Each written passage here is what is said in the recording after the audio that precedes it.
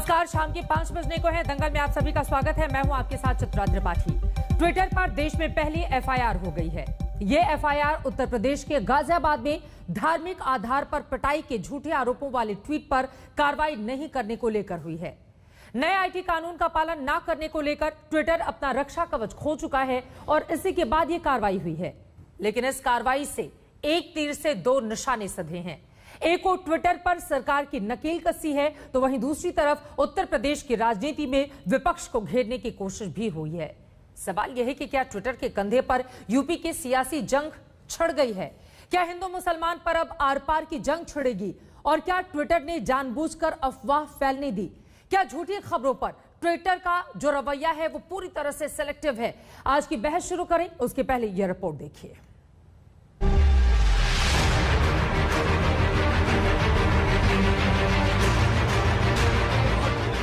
Twitter पर 72 साल के अब्दुल समद की पिटाई को लेकर एक मजहबी अफवाह फैली और देश में हिंदू मुसलमान का झगड़ा खड़ा हो गया। लेकिन अब धार्मिक उन्माद फैलाने के आरोपों में ट्विटर भी गिराया है, क्योंकि उत्तर प्रदेश की पुलिस ने एफआईआर में ट्विटर को कटघरे में खड़ा कर दिया है। मुस्लिम बुजुर्ग के पिटाई के वायरल वीडियो के मामले में गाजियाबाद पुलिस ने ट्विटर के खिलाफ भी एफआईआर कर दी है। इसके अलावा तमाम उन लोगों के खिलाफ एफआईआर की गई है जिन्होंने इस वीडियो को ट्विटर और अन्य सोशल मीडिया प्लेटफॉर्म्स पर शेयर करके यह दावा किया था कि बुजुर्ग से मारपीट की गई और उनसे जय श्री राम के नारे लगवाए गए। पुलिस का यह साफ कहना है कि इसमें कोई भी सांप्रदायिक एंगल नहीं है। ये आपसी झगड़ा एक ताबीज को लेकर के हुआ था और पीटने वाले लोगों में मुस्लिम युवक भी शामिल थे जिनको जेल भेज दिया गया है। ट्विटर पर अफवाह पहली बार नहीं फैली, लेकिन भारत के नए आईटी कानूनों का पालन न करने की वजह से ट्विटर ने अपना रक्षा कवच खो दिया। आईटी मंत्री रविशंकर प्रसाद ने कहा है, यूपी में जो हुआ वो फर्जी खबरों को लेकर ट्विटर के मनमाने रवैये का उदाहरण है। वैसे तो ट्विटर अपनी फैक्ट चेकिंग मैकेनिज्म को लेकर ज्यादा ही उत्साह दिखाता रहा है, लेकिन यूपी जैसे मामलों में कार्रवाई करने में नाकाम रहना परेशान करता है और ये बताता है कि झूठी खबरों से उसके लड़ने में विसंगतियां हैं। नए आईटी कानूनों का पालन ना करने और कुछ बीजेपी नेताओं के ट्वीट को मैनिपुलेटेड मीडिया कहने पर पहले से विवादों में घिरे ट्विटर ने यूपी पुलिस की कार्रवाई पर फिलहाल चुप्पी बरती है। आज तक से ट्विटर ने कहा है कि वो एफआईआर को परख रहे हैं। ट्विटर से सरकार की लड़ाई अपनी जगह है, लेकिन इसी बहाने हिंदू मुसलमान के झगड़े ने उत्तर प्रदेश के माहौल को गरमा दिया है। कल कांग्रेस सांसद राहुल गांधी ने कहा था, ये मैं मानने को तैयार नहीं हूँ कि श्री राम के सच्चे भक्त ऐसा कर सकते हैं। ऐसी क्रूरता मानवता से कोसों दूर है और समाज व धर्म दोनों के लिए शर्मनाक है। इसी ट्वीट पर यूपी के सीएम योगी आदित्यनाथ ने पलटवार कर लिखा था, प्रभु श्री राम की पहली सीख है सत्य बोलना, जो आपने कभी जीवन में किया नहीं। शर्म आनी चाहिए कि पुलिस द्वारा सच्चाई बताने के बाद भी आप समाज में जहर फैलाने में लगे हैं। फर्जी तरीके का वीडियो लोड किया गया था। उसमें एक तरह से हिंदू संगठनों को बदनाम करने के लिए कोशिश की गई थी। जब वो सच खुल गया तो स्वाभाविक है कि ट्विटर को उसको वीडियो को हटा देना चाहिए था। नहीं हटा होगा, इसलिए उस पर मुकदमा लिखा गया। गाजियाबाद पुलिस ने अफवाह फैलाने को लेकर जो एफआईआर दर्ज की है उनमें ट्विटर के अलावा कांग्रेस नेता या बीजेपी की नीतियों के विरोधी रहे लोगों के नाम है। ऐसे में एफआईआर को लेकर कांग्रेस के नेताओं की तीखी प्रतिक्रिया भी आ रही है। झूठ और असहमति के ऊपर कार्रवाई बराबर से होनी चाहिए। अगर कार्रवाई इस पक्ष पे हो रही है तो कार्रवाई अमित मालवीय और संबित पात्रा के भी झूठों पर होनी चाहिए। बरसों बरस से ये ट्विटर के जरिए सामाजिक वैमनस्य फैला रहे हैं, लोगों को बेइज्जत कर रहे हैं, हमारे बड़े नेताओं के प्रति झूठी अफवाहें प्रचारित कर रहे हैं। इन लोगों के खिलाफ तो कार्रवाई नहीं होगी। You show me the face, I will show you the rule थोड़ी चल पाएगा। साफ जाहिर है कि ये हिंदू मुसलमान और ट्विटर पर घमासान अभी जल्द थमता नहीं दिख रहा है। यूपी चुनाव तक इसकी गूंज सुनाई पड़ सकती है। लखनऊ से कुमार अभिषेक के साथ अभिषेक आनंद, गाजियाबाद, आज तक। ट्विटर पर इस तरह की कार्रवाई के बाद सवाल उठ रहे हैं कि क्या अब ट्विटर मानेगा भारत के कानून? भारत सरकार की ओर से यह भी कहा गया है कि भारत की कंपनियां जब विदेश जाती हैं तो स्थानीय तमाम कानूनों का वो पालन करती हैं। ट्विटर पर भी वो पूरी तरह से लागू हो रहा था, लेकिन ट्विटर ने नियमों को नहीं माना। इस वजह से उसके खिलाफ कार्रवाई हुई और उसके तुरंत बाद हम सब ने देखा गाजियाबाद में कैसे एफआईआर ट्विटर के ऊपर दर्ज कर ली गई है। इसी मुद्दे पर चर्चा की शुरुआत करेंगे। कई खास मेहमान इस वक्त हमारे साथ जुड़ चुके हैं, उनका तारुफ आपसे करवा देती हूँ। भारतीय जनता पार्टी के राष्ट्रीय प्रवक्ता गौरव भाटिया जी इस वक्त हमारे साथ जुड़ चुके हैं। कांग्रेस पार्टी की ओर से रोहन गुप्ता जी हमारे साथ मौजूद हैं। राजनीतिक विश्लेषक सलमान निजामी, जिनके खिलाफ एफआईआर दर्ज हुई है, वो भी हमारे साथ कुछ ही देर में टीवी स्क्रीन पर आपको दिखाई देंगे। समाजवादी पार्टी के प्रवक्ता अनुराग भदौरिया इस वक्त हमारे साथ मौजूद हैं और साथ ही हमारे साथ जुड़ेंगे साइबर एक्सपर्ट पवन दुग्गल भी। संगीत रागी आरएसएस के जानकार आपको टीवी स्क्रीन पर दिखाई दे रहे हैं। दंगल की बहस का नियम सबसे पहले आपको बता देते हैं। पहले सवाल के जवाब में हर मेहमान को हम 1.5 मिनट बेरोक टोक बोलने का मौका देंगे। इसके बाद डिबेट ओपन होगी और फिर तमाम मेहमान एक दूसरे के बीच में भी अपने सवाल जवाब कर सकते हैं। सबसे पहले गौरव भाटिया जी, आपसे ही शुरुआत करते हुए, एफआईआर दर्ज हो गई है ट्विटर के खिलाफ, क्या हासिल होगा इससे? चित्रा जी, ट्विटर जो है एक कंपनी है और भारत में अगर उसको रहना है तो संविधान कहना है। भारत के कानून से ऊपर ट्विटर नहीं है। लेकिन मैं एक बात बिल्कुल स्पष्ट कर दूं कि ट्विटर को मौका दिया गया था कि जो नए इंटरमीडिएरी रूल्स हैं उसके तहत वो कंप्लायंस करे और जो उसके अधिकारी हों वो भारत में हों। उन्होंने फैसला किया कि हम भारत के कानून और संविधान से ऊपर है, हम नहीं अपॉइंट करेंगे। तो जो सुरक्षा कवच मिलता है प्लेटफॉर्म होने का, उनके पास से हट गया। और ट्विटर से तो ये सवाल पूछा जाना चाहिए कि अगर आपको एक विचारधारा के लोगों के ट्विटर अकाउंट मैनिपुलेटिव बताते हैं, आप उनके अकाउंट सस्पेंड करते हैं, तो ये जो सारे लोग हैं, मोहम्मद जुबैर, सलमान निजामी, असदुद्दीन ओवैसी खुद और बाकी जो लोग हैं, ये लोग जहर उगल रहे हैं और झूठे तथ्यों पे उगल रहे हैं। तो इन पे आप कार्रवाई क्यों नहीं करते? भारत का कानून तो कार्रवाई कर ही रहा है। दूसरी बात ये बताना जरूरी है कि ये जो भी मसला था, ये एक अपराध है, निंदनीय है, लेकिन इसको धार्मिक चश्मे से देखना राहुल गांधी द्वारा कितना सही है, असदुद्दीन ओवैसी द्वारा, समाजवादी पार्टी के लीडर फेसबुक लाइव करवा के झूठे तथ्यों पे जानकारी दे रहे हैं, इससे क्या सांप्रदायिकता नहीं बढ़ेगी? कानून व्यवस्था बनाना हमारी जिम्मेदारी है। जो भी झूठी बातें फैलाएगा उसके खिलाफ सख्त से सख्त कार्रवाई कानून के तहत होगी। ठीक है गौरव, आपका कोई किसी को आपत्ति नहीं खत्म हो गया है। रोहन गुप्ता जी, सीधा सा सवाल जो गौरव भाटिया जी की ओर से उठाए गए हैं, एक तो क्या अफवाह फैलाने की कोशिश कांग्रेस पार्टी के बड़े नेताओं की ओर से भी की गई है ट्वीट करके बार बार, और ट्विटर की इम्यूनिटी अगर सरकार की ओर से कम की गई है तो उस पर कांग्रेस पार्टी में इतनी बेचैनी क्यों है? देखिए बिल्कुल चित्रा जी, मैं यहाँ पे कोई ट्विटर का पक्षकार बन के नहीं आ रहा हूँ। मैं यहाँ पे एक बात कहूंगा कि ये सरकार की जो मंशा है, देखिए अगर किसी ने गलती की है, आपने एफआईआर की, आप कार्रवाई कीजिए। तो एफआईआर तो बीजेपी के जो प्रवक्ता है उनके खिलाफ भी होनी चाहिए, जिन्होंने झूठ फर्जीवाड़ा फैलाया, हमारा ही लेटर यूज करके किया। तब सरकार ने एफआईआर क्यों नहीं की? तब आपने ट्विटर ने जब उसको मैनिपुलेटेड मीडिया कहा, आपने उसकी तहकीकात भी नहीं की। आप एक मुद्दे पे आप तहकीकात करते हैं। बिल्कुल इस देश में झूठ फैलाना गलत है, वो कोई भी आदमी हो उसके ऊपर कार्रवाई होनी चाहिए। पर सरकार की विश्वसनीयता कब होती चित्रा जी? जब ये कार्रवाई खुद के जो स्पोक्स पर्सन है उसके खिलाफ भी होती। जब आपने देखा होगा अभी पिछले दिनों ट्विटर को कहा गया कि कोविड रिलेटेड जो पोस्ट है आप प्लेटफॉर्म से हटा लीजिए। क्यों? क्योंकि उस सरकार का उसमें विरोध दिख रहा था। उसके पहले फार्मर किसानों का जो आंदोलन था तब भी ऐसी पोस्ट थी, काफी हैंडल्स को उन्होंने बैन कर दिया। ये सब चीजें क्यों?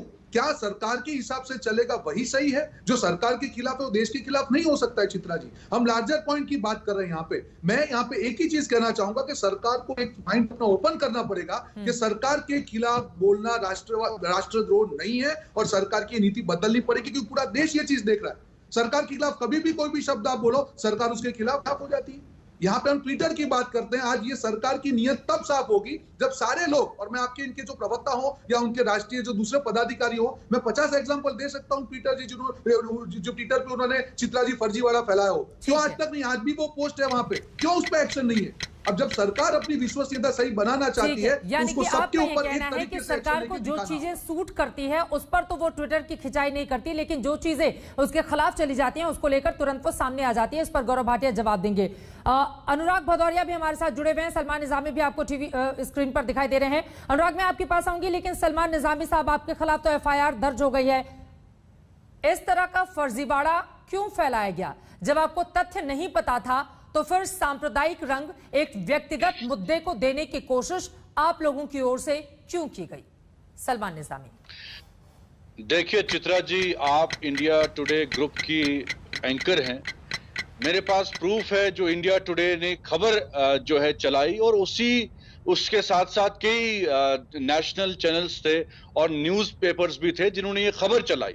हमने सिर्फ कंडेम किया, मैंने कहीं भी ट्वीट में वो वीडियो पोस्ट नहीं किया। और विक्टिम की जो फैमिली है आज भी वो कह रही है कि पुलिस झूठ बोल रही है और उसको हैरेस किया गया, उसको टॉर्चर किया गया, उसे फोर्सबली जो है वो स्लोगन रेज करने के लिए बोला गया।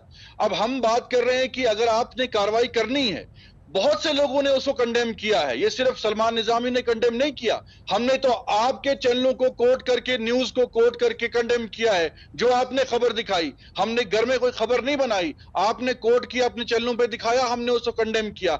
मेरे साथ चाहे मुस्लिम हो, नॉन मुस्लिम एक्टिविस्ट जो हैं उन्होंने भी कंडेम किया, लेकिन जो एफआईआर है उसमें स्पेसिफिकली सिर्फ मुस्लिम कम्युनिटी के लोगों को मेंशन किया गया है।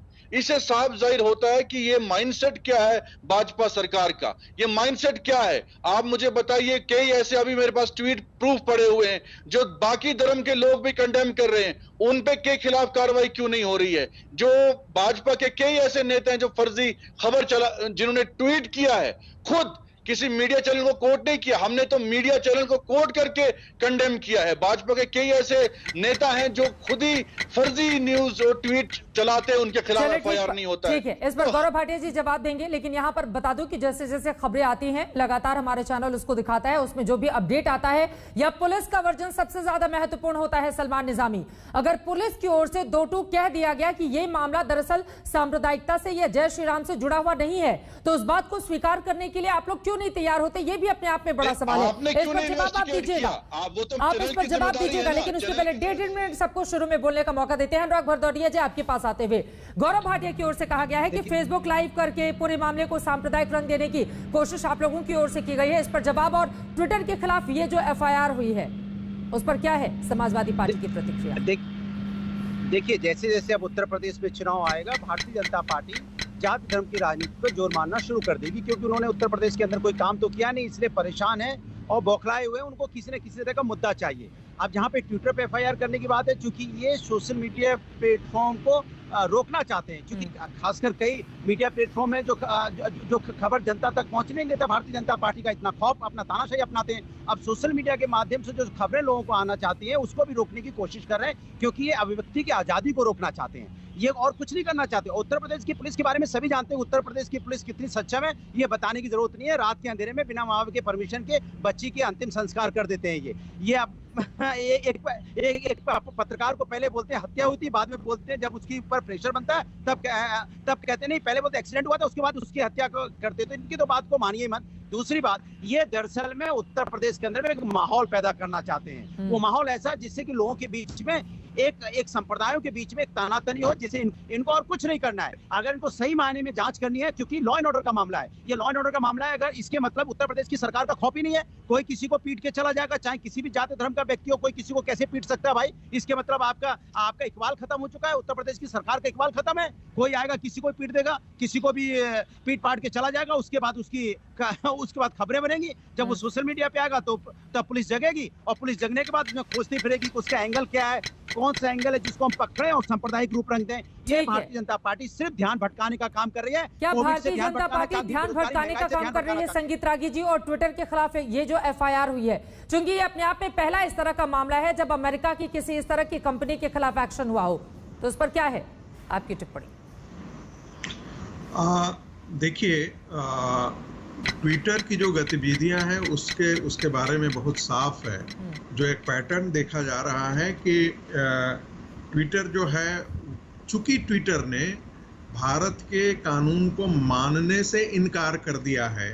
दूसरी बात, ट्विटर जो है कहीं न कहीं जो कॉमनल एंगल है उसको बढ़ावा दिया बिना चीजों को वेरीफाई किए हुए।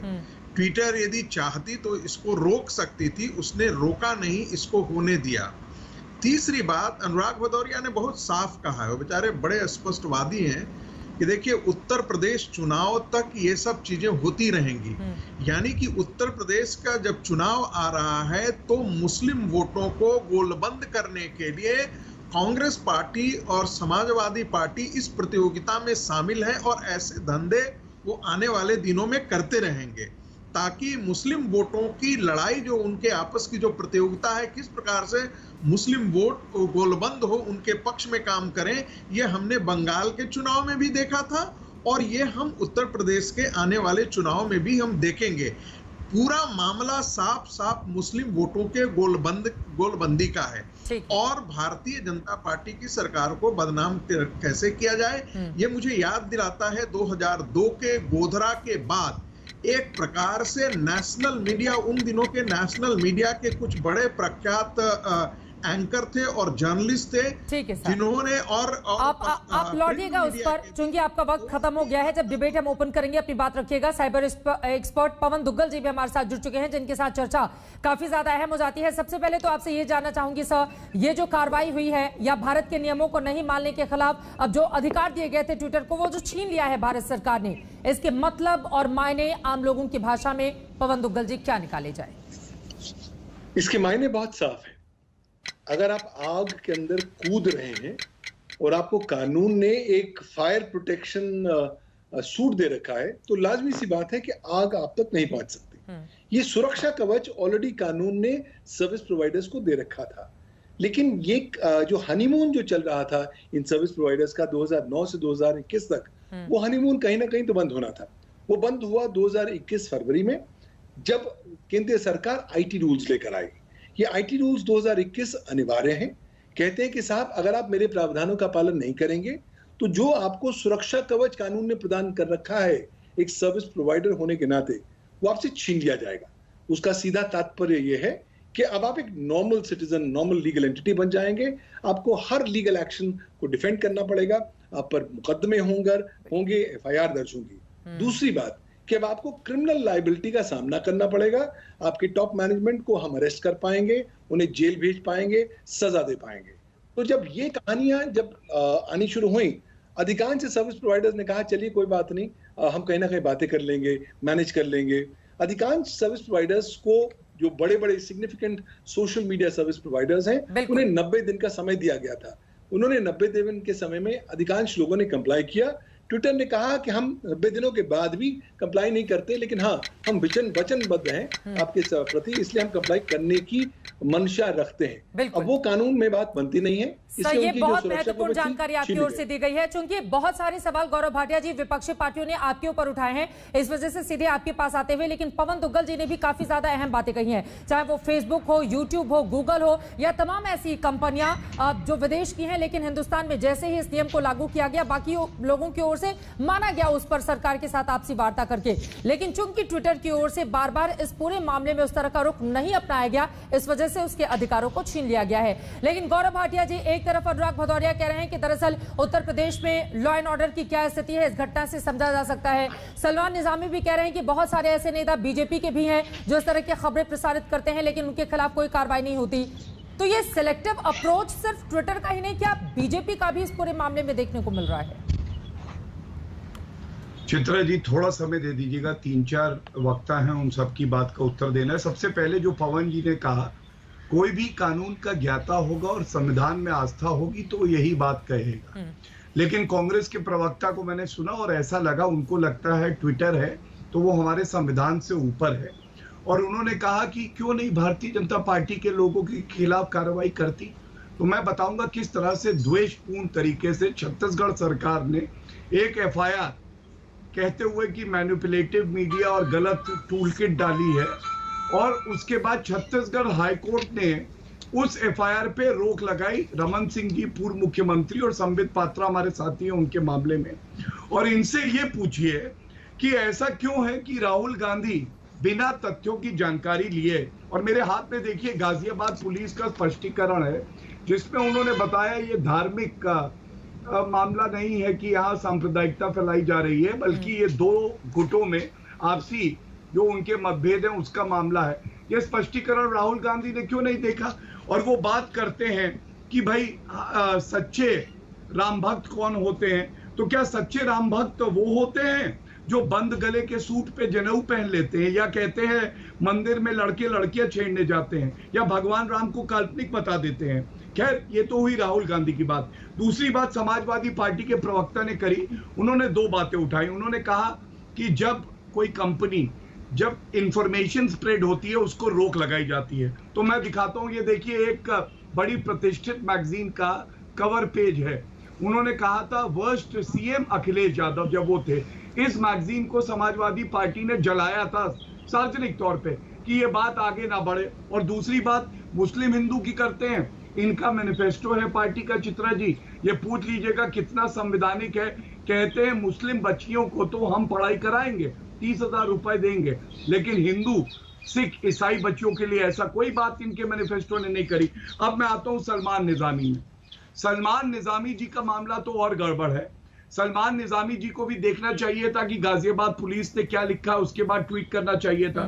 लेकिन इनके कुछ पुराने ट्वीट हैं जिसपे ये कहते हैं कि आई हेट इंडिया और जो शहीद अफजल गुरु हैं उनको फांसी हुई गलत। अब ये हाथ में ट्वीट है। इस तरह के ट्वीट कोई डालेगा, बीच में नहीं बोले, बीच में नहीं बोले, कोई बात नहीं। चित्रा जी प्लीज, चित्रा जी मैं चुप हो जाता हूँ, मैं चुप हो जाता हूँ, मैं चुप हो जाता हूँ। मेरे पास ऑर्डर पड़ा हुआ है प्लीज। सलमान निजामी जी एक सेकंड, उनकी बात पूरी हो जाए उसके बाद आप बोलिएगा जल्दी से। गौरव भाटिया जी हाँ, इनके ट्वीट है। दूसरा ट्वीट कहता है कि कश्मीरी पंडितों को भगाना बीजेपी की साजिश थी, ऐसा कुछ हुआ नहीं था। अब आप बताइए इससे क्या सांप्रदायिक दंगे नहीं हो सकते? तीसरा ट्वीट जो मैंने आपको अभी चुप करा लीजिए प्लीज। चित्रा जी ये गलत बात, मैं आपको कह रहा हूं दिन दहाड़े लोगों को पीटा जा रहा है, उसमें सलमान निजामी साहब यहाँ पर विवाद तो व्यक्तिगत था ना सर। व्यक्तिगत विवाद को अगर इस तरह से आप लोग तूल देंगे और वो भी पुलिस का वर्जन सामने आने के बाद, इस पर आप जवाब दीजिएगा। आपके खिलाफ तो एफआईआर हो गई है साहब,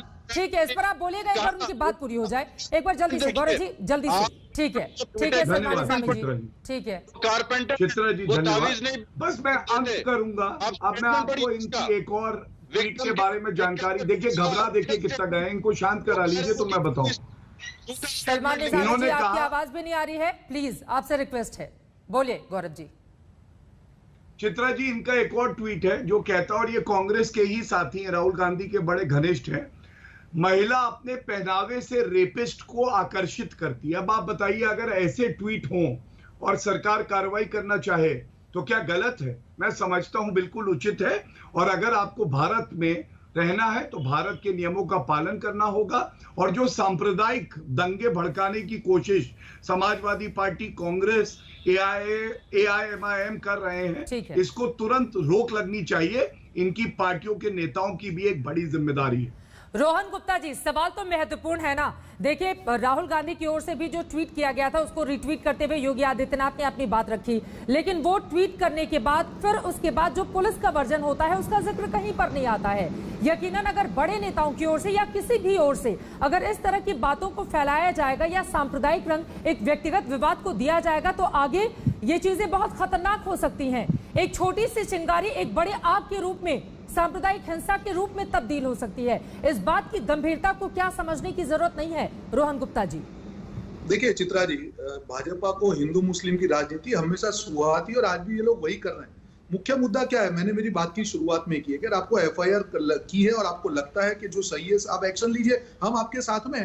तो मुझे बताइए ये लोग कौन से मुझे हिंदू मुसलमान की बात करते हैं? जो राम मंदिर ट्रस्ट की जो बात हुई, आज शंकराचार्य जी ने भी कहा कि उनका जो फर्जीवाड़ा है उसकी जांच होनी चाहिए, क्या वो भी फर्जी खबर थी?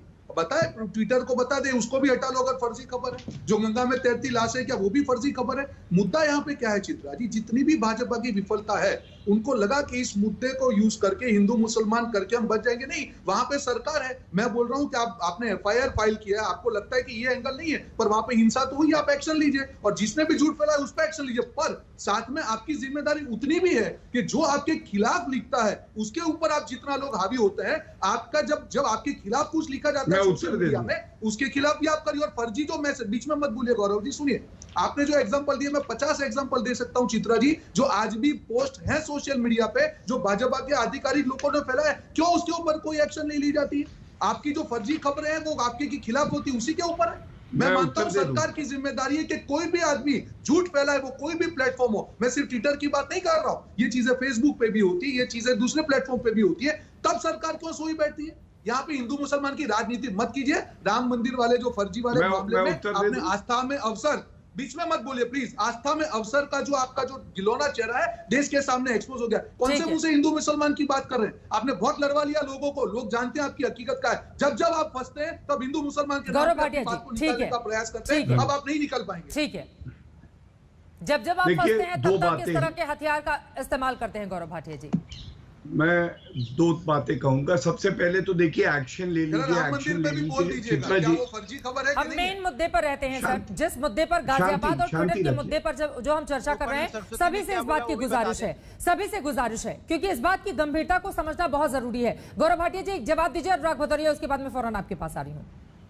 धन्यवाद। चित्रा जी, पहली बात इन्होंने क्या कही, एक्शन होना चाहिए। हम भी यही बात कह रहे हैं।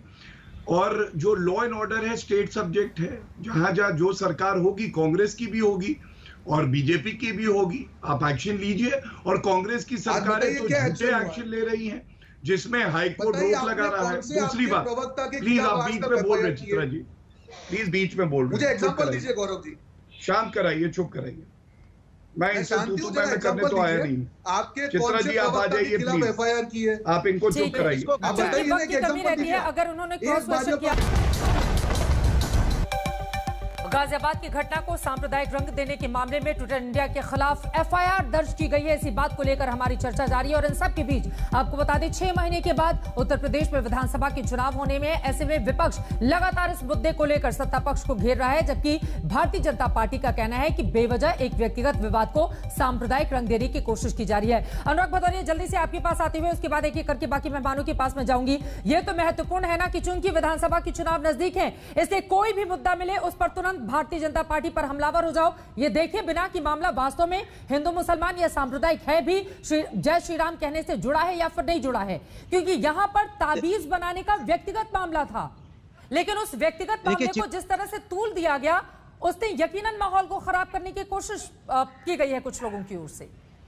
देखिए चित्रा जी, बार बार मैं बीजेपी के प्रवक्ता से कहता हूं कि आप 4.5 साल के विकास का काम गिनाइए। जनता आपको सुनती है तो वो घिसे पिटे 4 पेपर लिए घूम रहे हैं 10 दिन से, वही गाते रहते हैं। मैं कहता हूं आपकी सरकार ने क्या काम किया वो बताइए। कैसे बताएंगे वो कि यहाँ पे नदियों में लाशें तैरती रही? कैसे बताएंगे कि अपने लोगों की यहाँ पे जानवर नौचते रहे? कैसे बताएंगे कि घर की बेटी को यहाँ पे रात के अंधेरे में जला दिया गया? कैसे बताएंगे कि यहाँ पत्रकारों की हत्या हो रही है? कैसे बताएंगे यहाँ पे जहरी शराब से लोगों की मौतें हो रही है? कैसे बताएंगे बेरोजगारी से यहाँ पे शाहजहांपुर हो, चाहे गाजियाबाद हो, चाहे बनारस हो, लोग आत्महत्या कर रहे हैं? कैसे बचाएंगे? कैसे बताएंगे कि महंगाई दिन पे दिन बढ़ती जा रही है, लोगों की कमर टूट रही है, लोगों की मौतें हो रही हैं? इनको सिर्फ जाति धर्म की बात करनी है, जाति धर्म की राजनीति करनी है। चूंकि ये विकास का काम गिना नहीं सकते। मैं तो चैलेंज करता हूँ, फेसबुक लाइव का वो बार-बार जिक्र कर रहे हैं, ये विकास का काम गिना ना 4.5 साल में क्या किया? व्यक्तिगत विवाद में फेसबुक लाइव करने की क्या जरूरत थी समाजवादी पार्टी को?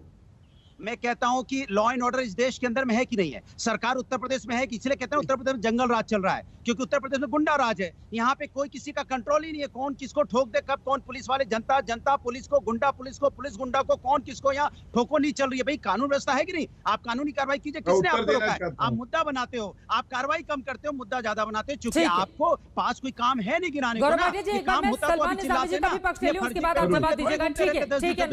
मुद्दे पर रहते हैं ना, गाजियाबाद और ट्विटर वाले मुद्दे पर रहते हैं। लेकिन सलमान निजामी जी, जिन बातों का जिक्र अपने पहले रिमार्क के दौरान आप कर रहे थे, दरअसल उन बातों का जिक्र एफआईआर में है ही नहीं।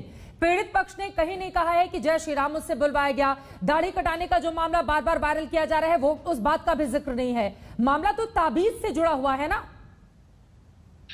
देखिए, सबसे बड़ी बात मैं आपको कहना चाहता हूं कि हम देश के संविधान को मानने वाले लोग हैं और पुलिस की इन्वेस्टिगेशन में पूरा उनका सहयोग देंगे जहां भी उनको हमारी जरूरत होगी। हमें गौरव भाटिया जैसे तो कल तक भाजपा को कल तक गौरव भाटिया भाजपा को गाली देते थे और आज ये ऐसे दल बदलू को हमें देशभक्ति का सर्टिफिकेट देने की जरूरत नहीं है।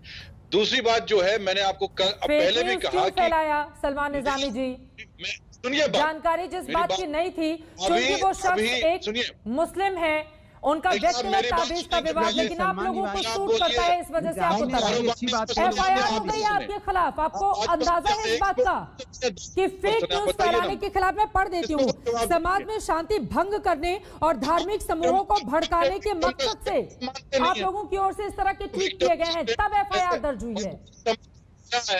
अब्दुल समद का बेटा बबलू जो कह रहा है, वो कह रहा है कि नहीं पुलिस झूठ बोल रही है, हम आपका माने या उनका माने। और दूसरा, हमने तो कंडेम किया था क्योंकि न्यूज में उसमें मेंशन किया था, न्यूज ने उसको कोट किया था, मैंने कोट नहीं किया है, मैंने कहीं भी कोट नहीं किया, मुझे आप सूली पे चढ़ा दीजिए। अब तो बच्चों न्यूज इंडिया टुडे ने सर ठीक है, मैं तो कह रही हूँ कि पुलिस का वर्जन हम लोगों ने चलाया था, आपने क्यों नहीं अपने ट्विटर अकाउंट से कहा कि नहीं पूरा मामला पुलिस ये बता रही है? आपको पूरे मामले में क्लैरिफाई करना चाहिए ना सर। हमारे पास जैसे जैसे न्यूज आती है वैसे वैसे हम दर्शकों तक पहुंचाते हैं। पुलिस का जो वर्जन था हमने विस्तार से दिखाया था अपने दर्शकों को, लेकिन आप लोग सिलेक्टिव एक 2-4 लाइन लेकर उस पे लोगों की भावनाओं को भड़का देंगे, बाकी जगहों से कंडी काट लेंगे, तो ऐसा तो नहीं चलेगा ना सलमान निजामी। नहीं हुई क्या? पहलू खान की लिंचिंग नहीं हुई क्या? हर रोज मुसलमानों पे हमले नहीं हो रहे हैं देश में? अभी रोहन जी ने जो बात की, क्या वहां पर लाशें नहीं मेन मुद्दे पर रही है ना। मैं कह रही हूँ आपके खिलाफ एफआईआर हो गई है इस तरह के फेक न्यूज फैलाने के मामले में, और आप बैठकर यहाँ पर इतिहास गिना रहे हैं। गौरव भाटिया जी जवाब दीजिए, उसके बाद मैं रोहन गुप्ता जी के पास आऊंगी। संजय रागी जी भी हाथ उठा रहे हैं। ठीक है सलमान निजामी जी, समझ गए मैं आपकी बात। इतिहास में मत जाइए, वर्तमान पर रहिए और फेक न्यूज फैलाने से बाज आइए। गौरव भाटिया ठीक है। अब चित्रा जी मैं बोलना चाहता हूँ, इनको शांत कराइए। देखिए चित्रा जी, व्यक्तिगत टिप्पणियां करी जाती हैं तो दिखाता है कि अंदर दम नहीं है, और अक्सर जो लोग कहते हैं कश्मीर भारत का हिस्सा नहीं है, उन दीमकों को मारना और भगाना हमें आता है।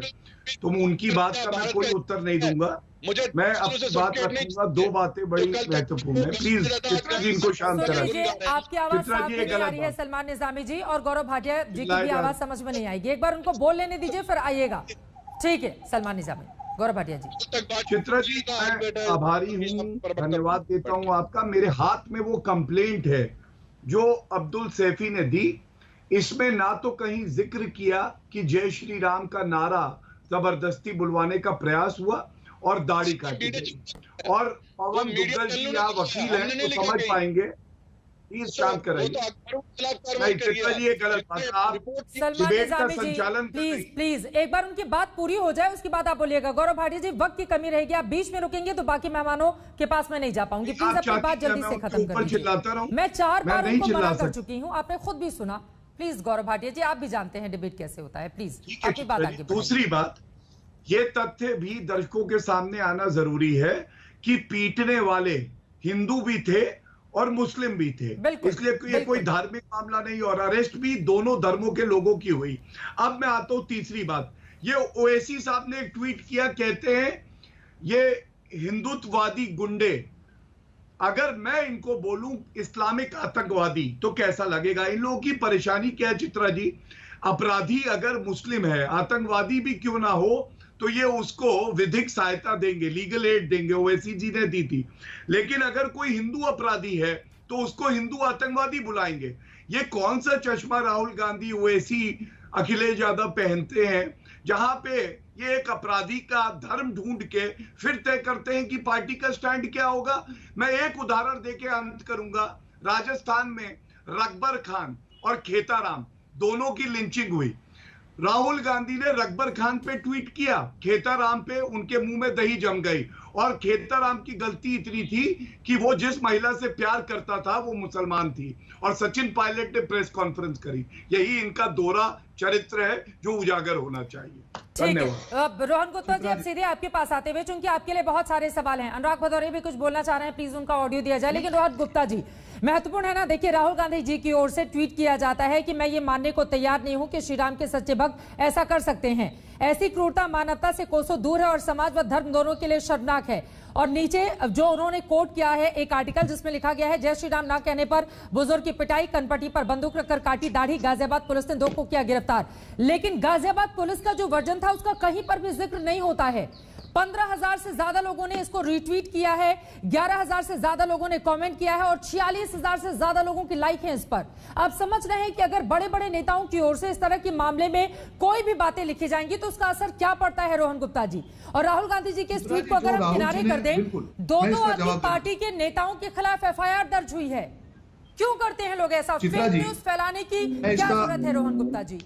देखिए चित्रा जी, मैंने मेरी बात की शुरुआती वहीं से की। राहुल जी ने जो बात कही वो हिंसा के खिलाफ बात की है कि कभी भी जो हिंदू जो है या राम भक्त है कभी हिंसा नहीं करेंगे, उनकी बात थी। दूसरा, यहाँ पे जो अपने आप को हिंदू धर्म का ठेकेदार बता रहे हैं चित्रा जी, मुझे बताइए, जो आप बोलेंगे कि मुद्दे से मैं क्लियर पूछ रहा हूँ, क्या राम जी के चंदे के साथ खिलवाड़ करना फर्जीवाड़ा नहीं है क्या? तब आपका हिंदुत्व कहाँ गया? जो हिंदुत्व आपको सुहाता है वही आप बीच में आते हैं, तब तक आप चुप हो जाते हैं। आप बताइए वो फर्जी खबर है, शंकराचार्य जी ने कह दिया इसके ऊपर एक्शन होना चाहिए, तब आप चुप बैठते हैं। मत करिए देश का हिंदू